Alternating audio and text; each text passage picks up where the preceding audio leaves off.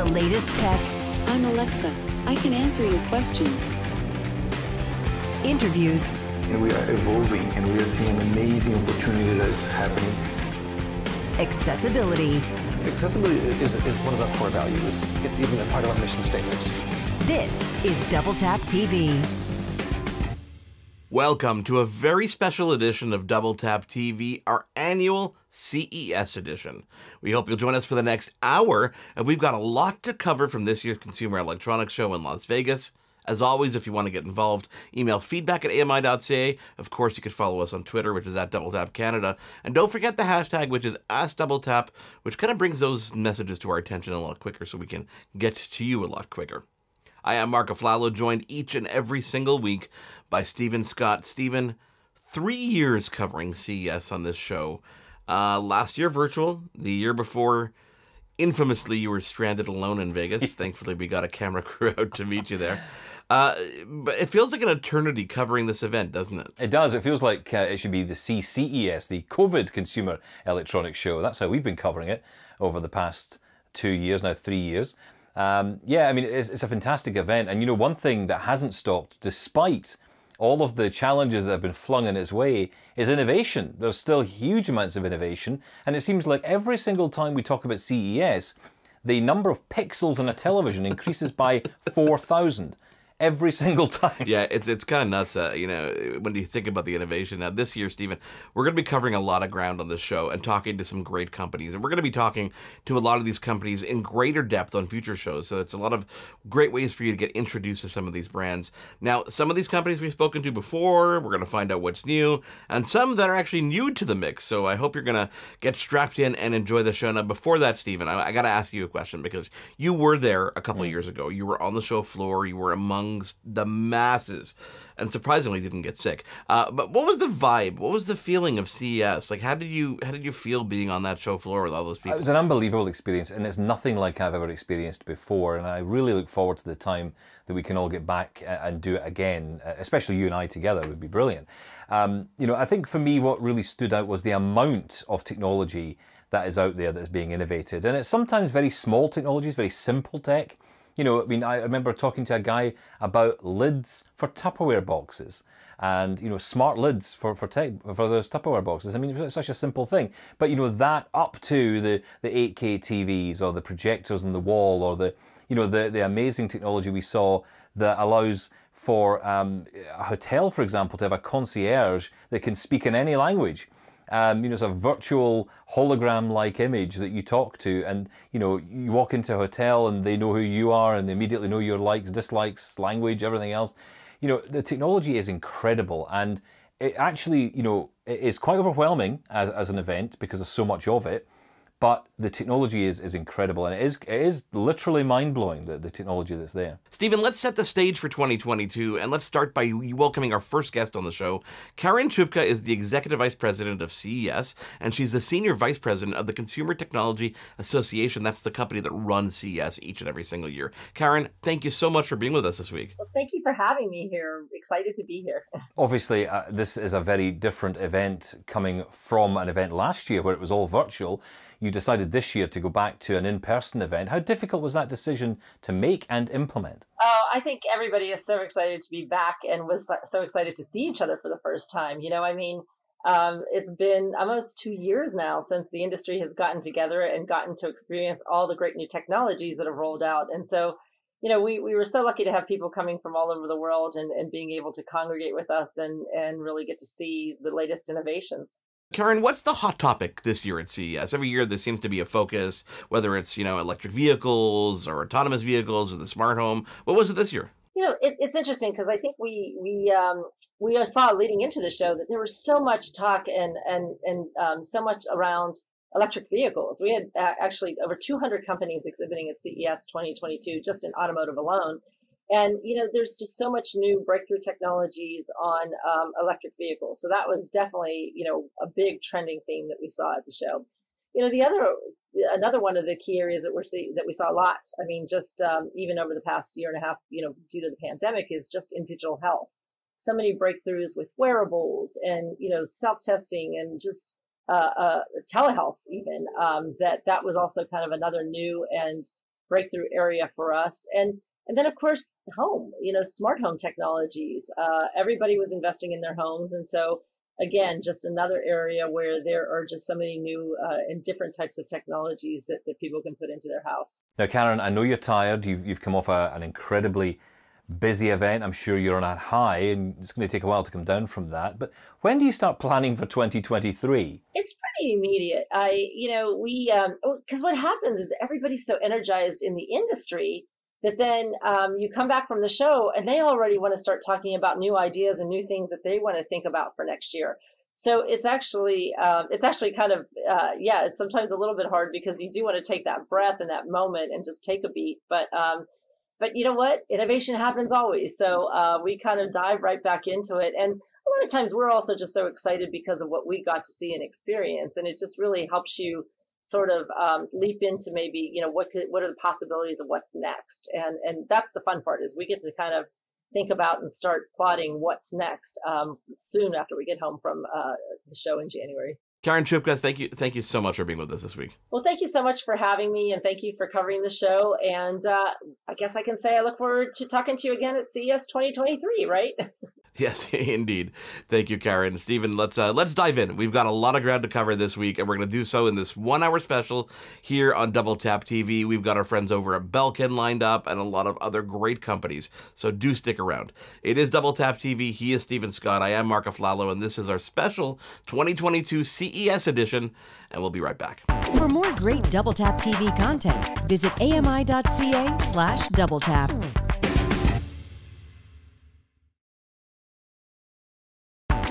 This is Double Tap TV. Welcome back to our CES 2022 edition of Double Tap TV. Thank you for being here. Of course, if you want to get involved, feedback at ami.ca. And if you're not following us on Twitter, you better get it. What are you waiting for? It's at Double Tap Canada. And don't forget to reach out with the hashtag, which is AskDoubleTap. I am Marc Aflalo with Stephen Scott. Stephen, electric cars, the smart home. These are themes we've seen over the past couple of years, but I think they are themes that we're going to see continue for the next couple of years at least. Yeah, I think so. And I think it moves away from being that fiction. Because sometimes when you go to CES, I mean, I've been there once and I've certainly followed it for many years, you tend to see technologies that, are essentially what's coming or potentially coming, prototypes, essentially, of what might be coming. And of course, that's where we get the idea of the flying car and the flying taxi and all that. But that's becoming reality, and that's the difference. This year and the years to come, we're going to see these become normal and normalized around all of us. That it'll be a case of, another flying car, whatever. Because that's where we're heading, right? That's where it's going, that all this technology is starting to come to life and be part of our everyday. Let's stick on the ground for this next one, okay? It's a packed show here. Okay. So we're going to bring on our next guest, talk about their latest products. Cassie Panetta is a Global Communications Manager for Belkin International. Cassie, thank you for being here with us this week. Thank you so much. I'm happy to be here. Happy New Year. Okay, so you've obviously got lots of products on show at CES, which is great, and lots of products we're going to learn about through the year. But I do know that you've been working on a lot of products that are HomeKit compatible, meaning they work with Apple products and Apple Siri and all of that, which is fantastic news, right? I'm guessing one of the new products you've got, the Wemo Doorbell that you've been showing off at CES, I'm guessing that's going to be HomeKit compatible too? Yes, indeed. It's exciting. As you had mentioned, a lot of our products most recently are launching exclusively with Apple HomeKit. This is done intentionally just to kind of eliminate the need for a third-party app. It really eliminates all the headache of having to do all of the updates through the app and make sure your app is up to date and so on and so forth. So it's more secure, it's easier, it's just wonderful. So the doorbell, let's talk a little bit more about that. You're all familiar with Wemo's like lighting solutions and smart plugs, but we're really excited to expand our portfolio into home security solutions, beginning with the doorbell. The smart video doorbell offers 178-degree field of view, which I believe is the largest in the market right now. It also has a 4-megapixel high-resolution camera with enhanced night vision and optimal zoom clarity, just to provide users into more insight into what's happening around the home. It works exclusively with Apple HomeKit Secure Video, so it's easy to set up and manage through the Home app on your iPhone, your iPad, or Mac.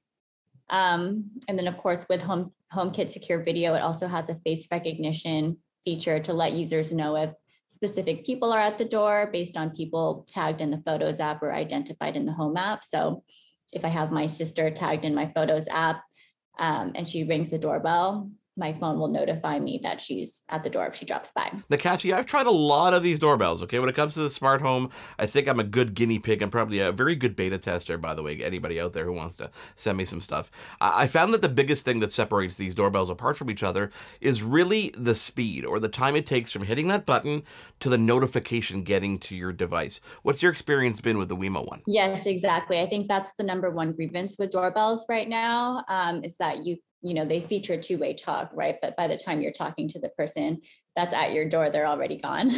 Yeah, of course, it's network dependent and things like that. But when are we going to see this product available, and what's the price point? The availability is it's on pre-order today in the US and Canada on Belkin.com. And it's priced at $249.99 US. Cassie, before I let you go, you guys are promoting something interesting, which is the new unified smart home protocol that everybody's going to be using, and that's called Matter. Can you explain that a bit more, like what Matter is and how it kind of fits into everything? Okay, so Matter is it's a new standard designed for the future of the smart home. It will pretty much allow all Matter-enabled devices to seamlessly work with one another, regardless of platform. So you don't have to worry about if it's only HomeKit or if it's only Google or Amazon. You'll literally just be able to buy a smart plug from the store, plug it in, and it works just seamlessly. So that's the future of the smart home. I think Matter is going to be a huge conversation this year moving forward. So our suite of products that you're familiar with, we got the dimmer, the light switch, and the smart plug. We're going to offer a new version of these that have Matter over Thread. So yeah, that's probably something that I'll tease right now while I have you. I'll definitely look out for, I think the Thread products are going to roll out Q1. And then once Matter is officially available, you could just update via firmware. Brilliant. That is Cassie Pineda. Thank you for joining us from Belkin International. Stephen, moving on, American Printing House for the Blind. Now, we had this gentleman on last week a little bit to celebrate World Braille Day and Louis Braille's birthday. Tell us a little bit about the company before we bring on our guest. Well, this is an organization, a not-for-profit out of America. Clearly, it's in the name, right? But, this is an organization that is all about supporting blind and partially sighted people, in particular, blind and partially sighted children. And they've done a huge amount of work recently around technology and working with partners to try and create new tech that can enable young children to learn Braille, for example, in a really super accessible and low-cost way. Well, joining us today is Greg Stilson, Head of Global Technology Innovation at the American Printing House for the Blind. Greg, welcome back to Double Tap TV. Thank you for being here. I know it must be a busy time at CES. Oh, thanks so much for having me. Greg, why is it so important for you to be at CES as essentially a specialist provider of services and technology and all of that? Why is that an important stop in your calendar this year? It's a great question, Stephen. I think over the last, I'm trying to remember how many years it's been, but it hasn't been that many where there's been a real focus on accessibility. A lot of accessibility also in the startup world as well, but CES has really put a section aside of their exhibit hall focusing on companies that are focused on accessibility, and that's accessibility whether it's for people with visual impairments or accessibility in general, and so that's really where APH has become sort of involved, right? We never used to go to CES before that. That was really a thing, and so for us, this is a great opportunity to really showcase and bring into the mainstream light what the value is of accessibility tech and tech that's really focused on leveling the playing field. Okay, so what did you show off this year then, Greg? What was on display when people visited you at CES? At APH, we've really spent a lot of time showcasing the Mantis, and I think that this has been a great opportunity to really bring Braille displays into the mainstream because, at CES you see so many different iPhone accessories and keyboards and docking stations and chargers and all this kind of stuff, right? And it's really hard for the mainstream sometimes to wrap their head around what a refreshable Braille display is and what it does. And really, when we look at how to kind of bring Braille into the mainstream, what better way to do it than a Bluetooth keyboard that has a Braille display embedded in it? And it's something that we think is really really has drawn in some excitement because people can understand what it is. As soon as I show them a Mantis, and I have it paired with an iPad or something like that, they immediately get it. They're like, oh yeah, I have a Bluetooth keyboard for my iPad. And then we just walk through how you control the iPad or the computer and see the output in Braille. So we've showcased that, and then also the Code Jumper kit is really one of our hot items as well. With his, I would say as focused in as the STEM world is on coding in the classroom. Code Jumper is another one that really gets people interested and draws them into understanding how does a blind student actually learn those early coding skills. Last year we released the Android version of Code Jumper, so it's not just a Windows application anymore. You can pair a Code Jumper kit now with an Android tablet, or even some of the specialized devices like the Braille Note Touches or the HIMS Braille Sense that are running Android as well. Yeah, we are showcasing, or we've been showcasing that as well. So those are two really big things that we've been focusing on a lot. And then we've got some early childhood Braille instructional kits as well that we've been showcasing. Greg, thanks for joining us again this week. We're going to have you on again real soon because we want to dive into this way deeper than the couple minutes we have here on this CES show. And, of course, thank you for being on last week talking all about the future of Braille on our celebration of Louis Braille's birthday and World Braille Day. When we come back on this CES special edition of Double Tap TV, another company in the accessibility sector and one of our favorite manufacturers for the Mac. Stick around, it is Double Tap TV. For more great Double Tap TV content, visit ami.ca/doubletap.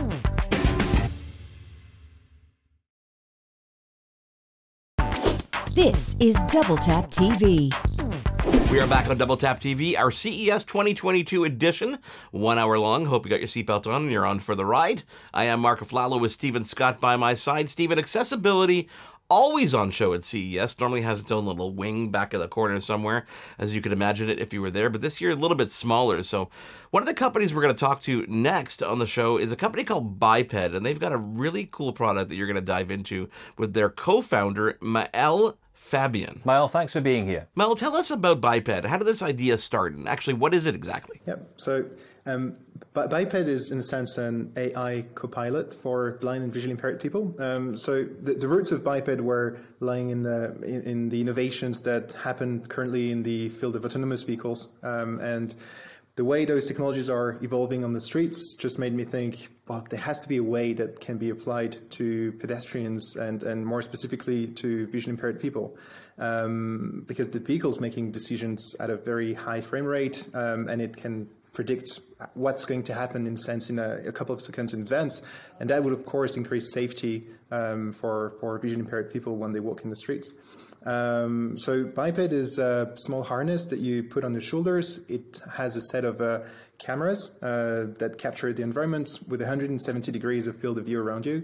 And after that, it's basically replicating what an autonomous vehicle does, but at the pedestrian level. So it's detecting, tracking, and predicting trajectories a few seconds in advance. And it's providing immersive 3D audio feedback. So you use bone conduction headphones typically, and you would have sounds that are coming from a specific direction with a specific volume that just make you feel, okay, there's a car here that's coming towards me, and there's a pedestrian there that's turning right, for example. That's the type of information that you're able to get, and it also does obstacle detection for you, so that you can you're in a sense protected from head to toes. Okay, so let's geek out on this a bit, if you don't mind, Mel, because this sounds absolutely fantastic to me, and particularly because what you've done is you've taken that obstacle detection, which a lot of other products have started to bring in, and you've fused it with artificial intelligence, that AI, and that's really cool, and that's something that is part of your product, right? And that's what makes it different, I guess. Yeah, absolutely. What we are aiming for, in a sense, is environmental awareness. Rather than just knowing there's something there, you want to know what is it and where is it going, and does it have a risk to come in my direction, to hit me?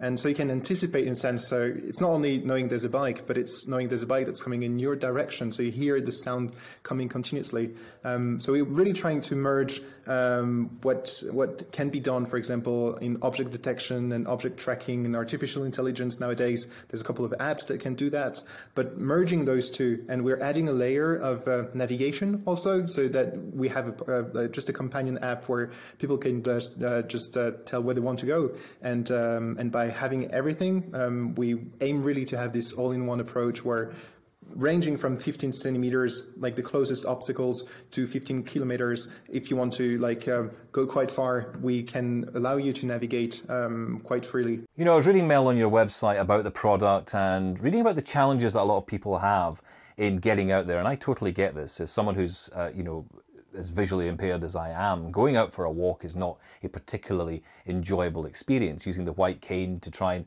navigate obstacles and dealing with cracked roads and pavements and everything else. It's a real challenge when you're visually impaired getting out just for a simple walk, right?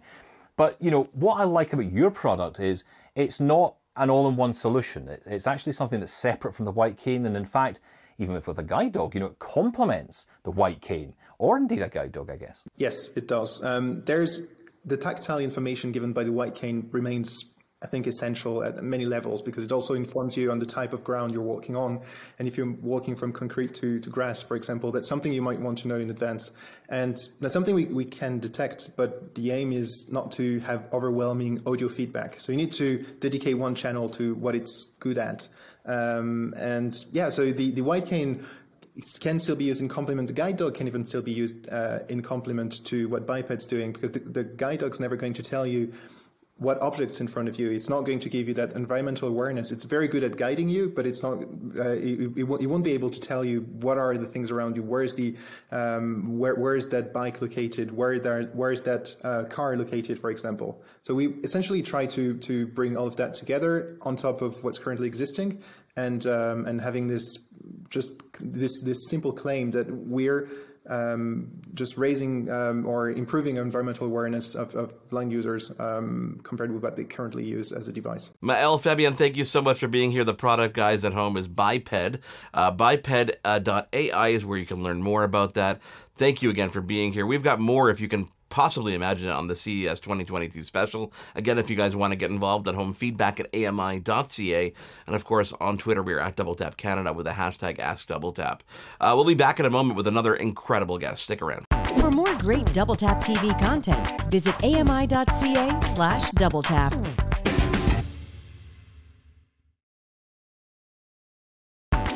This is Double Tap TV. We are back on our special CES edition of Double Tap TV. Thank you guys for being with us. Hope your seatbelt's on, you're strapped in, and you're ready for another great guest. I am Marc Aflalo with Stephen Scott by my side. Stephen, another great company showcasing at CES this year is Vispero, and they make so many cool products, but I know them more because you keep talking about JAWS. That's right, yeah, the infamous screen reader that so many blind and partially sighted people use. Well, Matt Ater is with us from Vispero, and in fact is the man who is the guy behind the software JAWS and one of the main people there at Vispero. Great to have you with us here on Double Tap TV this week, Matt. Tell us why showcasing at CES, which is a very mainstream event, why that's important to you as a specialist accessibility company. So one of the things that is great about CES is it gets us into the tech world, and most people think we're there because JAWS is one of our top brands, but we're there for lots of our products. So we have video magnifiers over my shoulder. I have one called the Optolite Go or Clearview Go, and products like that. We use lots of manufacturers of goods components, and so by being there and working with those vendors, not only showing off our technology, but also finding the next tech that can go into these video magnifiers, the OCR devices, the wearables, the Braille displays, whatever it may be. We always think of CES as the latest TV or the robots or the vacuums and the radios and headsets and microphones and stuff like that. And it's all of those things. But being able to work with those kinds of companies, as well as I've been there now, I don't know, maybe 6-7 years or something like that, minus last year. And it's fascinating to see the people who come by and say, my parent uses your products. And I'm not just talking JAWS or Zoomtext. I'm talking, the video magnifiers and other devices as well. And, when you think about the three brands who make those devices, Enhanced Vision, Optelec, and Freedom Scientific, there's a wide range of people worldwide who use those devices, from screen sizes of 4 inches all the way up to 27 inches, from cameras that are built into the monitor, to cameras that are underneath, or cameras out to the side, depending on cameras that focus on a chalkboard in a classroom. So there's such a variety of those cameras and reaches for people's needs that we don't go and set up like we do at CSUN. We don't have 3 big, huge monster booths, and we don't bring 20 staff and things like that. We're a skinny staff of like 4 people. Either a 10 by 10 or a 10 by 20, depending on the year and the population that's going to be there that year. And so, but it's about reaching the community. There's a big focus at CTA or CES by CTA on accessibility and people, disabilities and people who are aging.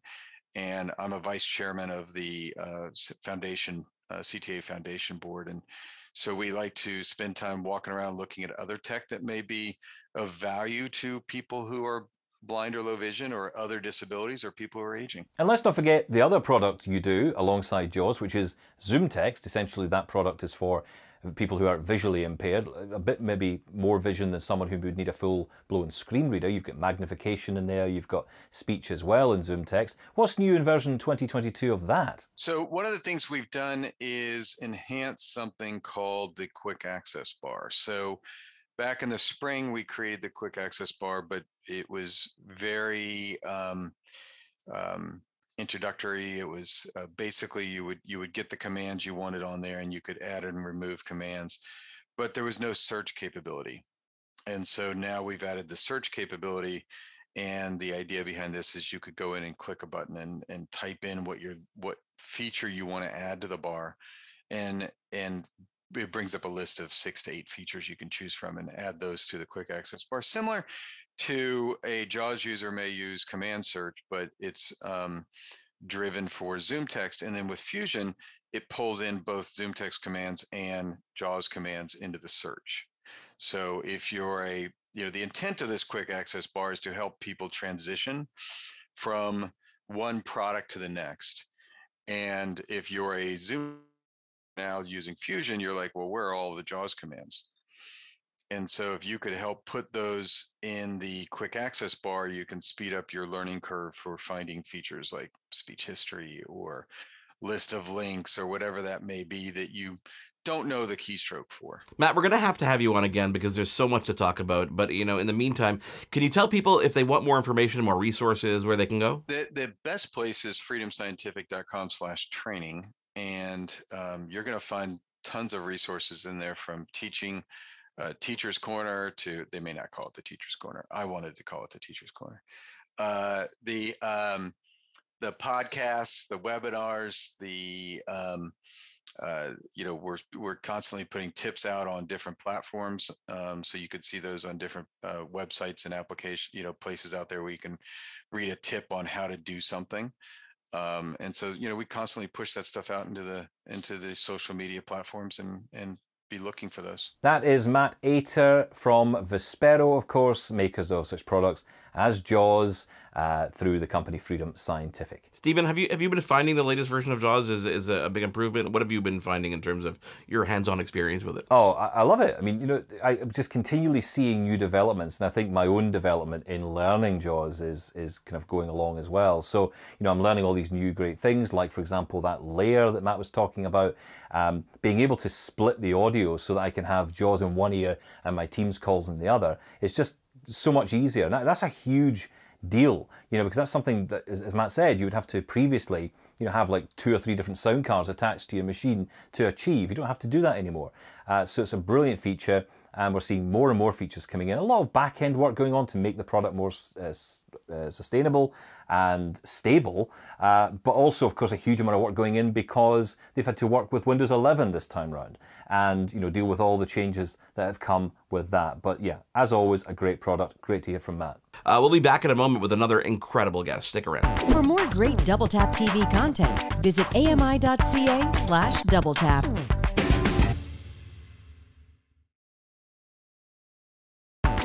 This is Double Tap TV.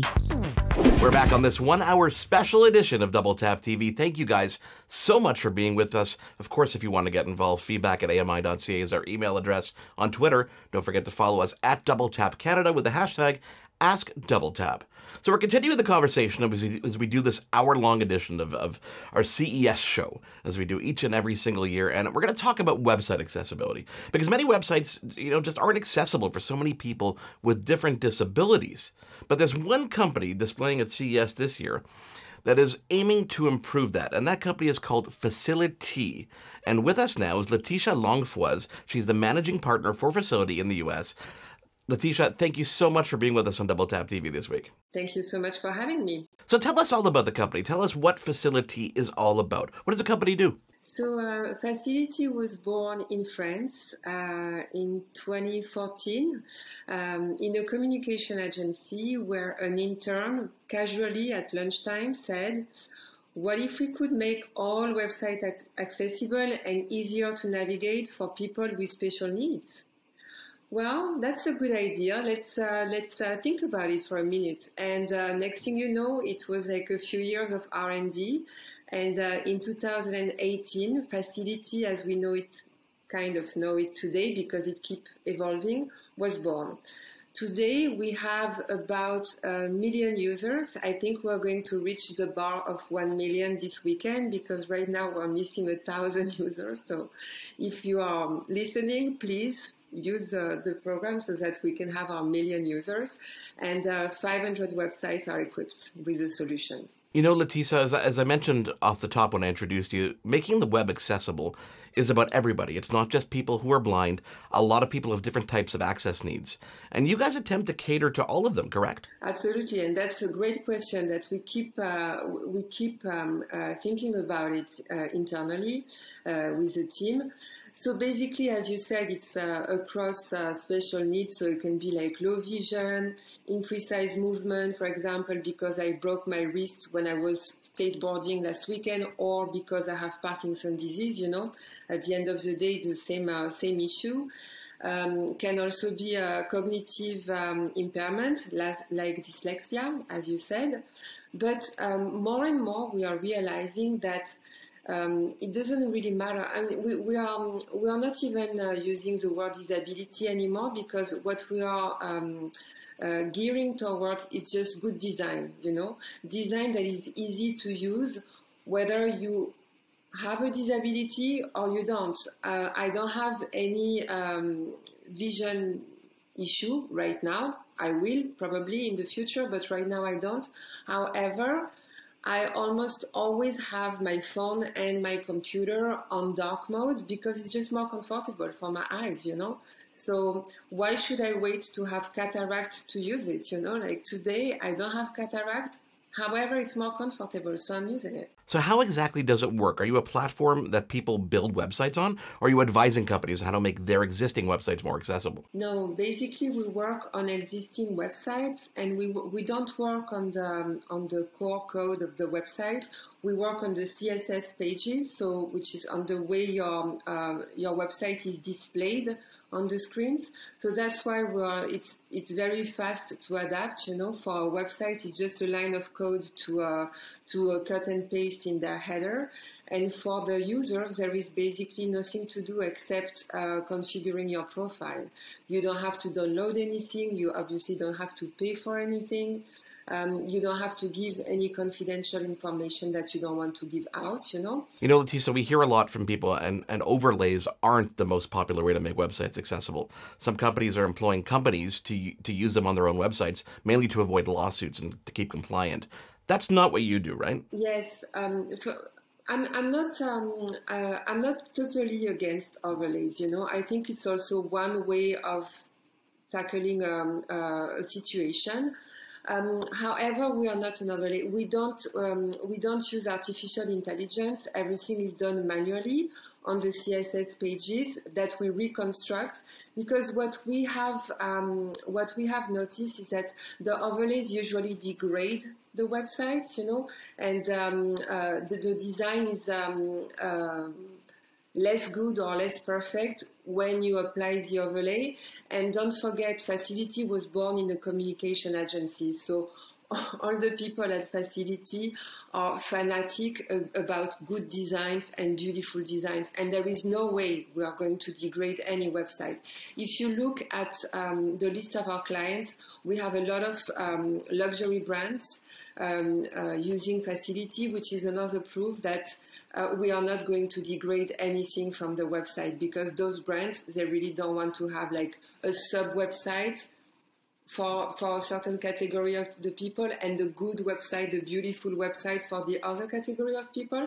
They want a fantastic website for everybody, and that's what we do. So let's use me as an example. What do I do today if I want to make my website accessible? What's the first step? If you're a client and you come to me, the first thing I'm going to do is that I'm going to do an audit of your website, not to tell you how accessible it is or how accessible it is not, but to tell you if we could install Facility on your website. I'm not a technical person, so I'm not going to go into too many details, but I know, for example, that if your website utilizes the technology Flash, it's not going to work because Facility is not going to be compatible. What I understand is that nobody uses Flash anymore, so it's not really an issue. But there are like a few technologies like that that make Facility that are not compatible with Facility. To be honest with you, Steven, in 5 years of talking to companies, I've never had one prospect or client whose website was not compatible with Facility, but it does exist. So I'm going to have my technical team do this audit.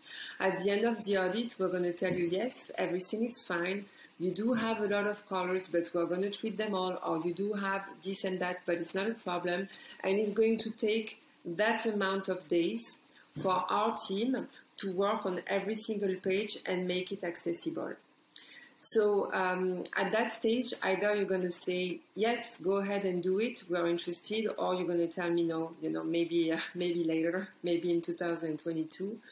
Fine, you know, but if you're interested, then our team is going to start working. And after this amount of days that I told you was needed, I'm going to be able to send you a tag that your team, your web team, is going to have to cut and paste in the header of each pages of the website that you want to make accessible. That is Laetitia Longfois from Facility. Guys, thank you so much for being with us. If you're still with us during this hour-long CES 2022 edition of Double Tap TV. Again, if you want to get involved, don't forget that email address, feedback@ami.ca. And of course, if you're not already following us on Twitter, it is @DoubleTapCanada, and use the hashtag, which is #AskDoubleTap. We're going to take a big breather and come back and wrap up the show. For more great Double Tap TV content, visit ami.ca/doubletap.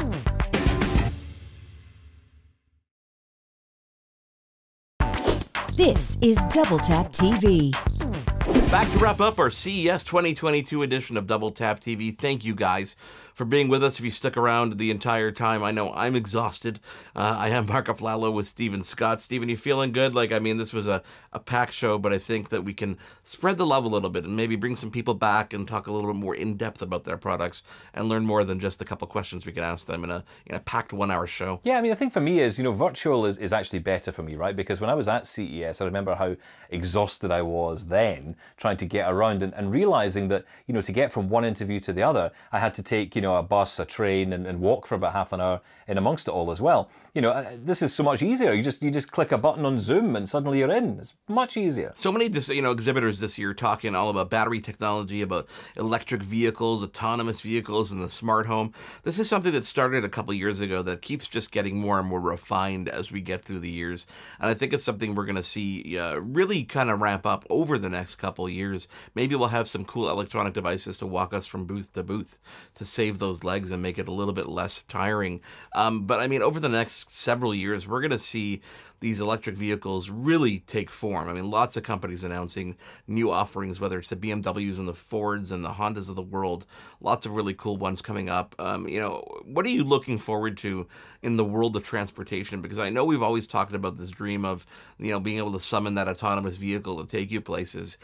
How far off do you think we are from that? It doesn't feel like we're far off. I mean, the technology certainly is here, right? I mean, if you've got a Tesla right now, you've pretty much got that capability built in. It's just not enabled at this point. Essentially, what's slowing everything down is regulation in countries. Once the laws are in place, once the roadwork is in place, then we can start using this technology. It's one of these cart before the horse situations. We have the cart, we just need the horse now to pull it along.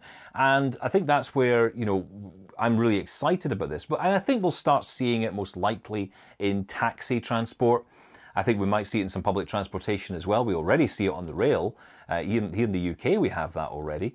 Funny story, when they first introduced the Docklands Light Railway in London, nobody would get on it because they were terrified about this strange train that didn't have a driver. So they actually employed someone to sit in the cab. They couldn't do anything because it was all electric, right? It did it itself. But, the guy sat there and everyone felt better, so they got on the train. Totally bizarre. But I think we're getting past that point. I think we're getting past the fear. And I think the past couple of years have given us a chance to have the conversations about the value of this. And of course, there's huge ethical questions about how this technology will work and how it will behave. But ultimately, for someone who's blind, this is going to be a massive improvement in the world of being able to get around independently. And I mean that in the most sincerest of ways, because for someone like me, getting in a car and just nipping to Mickey D's or KFC or whatever it might be for a quick chow down, I don't get that opportunity. I've got to involve someone else. Someone has to take me. I've got to get a taxi driver who's willing to do it. Do they want to have a stinking food in their car? Probably not. So you have to have that argument.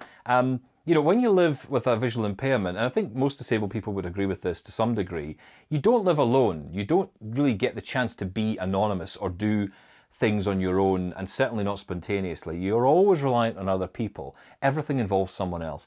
And I think having the ability to just summon a vehicle, get in it and go would be amazing. I would love to be able to just buy my own car and have my own personal vehicle that can do all this. But frankly, I don't care. If I can get in a vehicle and not have to speak to another human being until I get to the store, I'm cool with that. And it would make such a difference to many people's lives. The key thing is going to be how affordable this technology will be. As in, how affordable will the taxi service be? Will it be a subscription service like we're so used to paying $6, $7 per month for something? Will it be the same with this? I don't know, but I think that is where we're going to see it start. And it may even get to the stage where people don't buy cars anymore. They just literally subscribe to a vehicle. Earlier we had Cassie Pineda on from Belkin, and she talked about Matter, which is the unified smart home system. Finally, we're getting all together. Like, everybody's coming together, whether it's Google, whether it's a Zigbee, whether it's Apple, and we're going to have a unified smart home experience.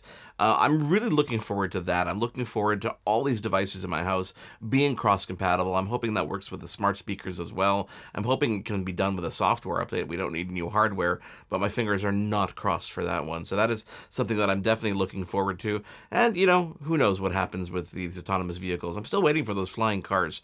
You mentioned Back to the Future earlier. They promised the flying car this should have been 5 years ago. What is going on? I'd love a DeLorean. I would love that. That would do me. Flying DeLoreans, I don't care about going back in time. I'm quite happy in the present, thank you. But as long as I can get to the shops or get to McDonald's, I'm cool with that. But preferably in a flying DeLorean. But even better in a flying DeLorean. Yeah, it certainly would get you over the drive-thru quicker, wouldn't it? Before the show goes off the rails, thank you guys for being here. If you've got something to let us know, if you enjoyed the show, let us know. Feedback at ami.ca, of course, the email address. And if you're not already following us on Twitter, it is at @DoubleTapCanada with the hashtag, which is AskDoubleTap. On behalf of all our guests, of course, you can check out our Twitter feed for information about them and Stephen Scott. I am Marc Aflalo. Thank you guys for being with us on the CES 2022 edition of Double Tap TV. Hosted and written by Marc Aflalo and Stephen Scott. Editing and motion graphics, Jordan Steves. Integrated described video specialist, Ron Rickford. Coordinating producer, Jennifer Johnson. Director of production, Kara Nye. Director programming, Brian Perdue. VP Content Development and Programming, John Melville. President and CEO, David Arrington. Copyright 2022, Accessible Media, Inc.